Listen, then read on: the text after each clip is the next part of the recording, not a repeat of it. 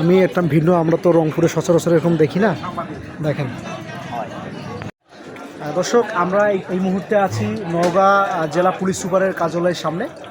আসলে আপনারা অনেকে অনেক রকম চা খাইছেন, অনেকে চা অনেক পছন্দ করেন। আমি নিজেও চার প্রতি আসলে একটা আলাদা দুর্বলতা আছে, তাই ধারাবাহিকতা আসলে চা খাচ্ছিলাম। কিন্তু সচরাচর আমরা যে চা খাই, চাটা একটু ডিফারেন্ট। এই চাতে আমি একটু দেখাই, একটু দেখেন এখানে অনেক ফ্লেভার।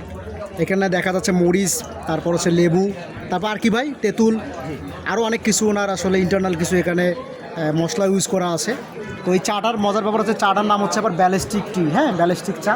তো এই চাটা যে আসলে ক্রিয়েটর, আমরা তার কাছে একটু জানার চেষ্টা করি চাটা কীভাবে সে তৈরি করে এবং এখানে কী কী দেয়, এবং আসলে এই চাটা বানার সে এই প্ল্যানটা সে কোথায় থেকে পেয়েছে, আইডিয়াটা কোথা থেকে পেয়েছে। আমরা একটু কথা বলি ভাই। আমার নাম মোহাম্মদ বাপ্পি সিকদার। এই যে আপনি চাটা তৈরি করেন, কতদিন থেকে চা বিক্রি করেন? 26 বছর থাকে এই জায়গাতেই। জি।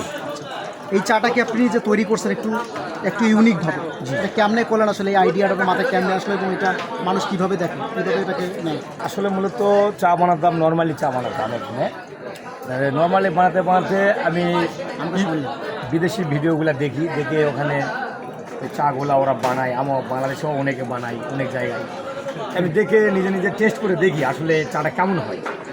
একসময় যখন বানালাম সবাই চাটাকে ভালো বলছে, এই জন্য আমি এই চাটার নাম শখ করে ব্যালিস্টিক চা রাখছি। ব্যালিস্টিক চা। জি। চাটা এখানে মোটামুটি অনেক জনপ্রিয়। হ্যাঁ। চাটা আপনি কয় টাকা করে বিক্রি করেন? চাটা মূলত খরচ আছে অনেক, তো 15 টাকা দিচ্ছি। আপনার তাতে প্রফিট থাকে? জি, ধন্যবাদ।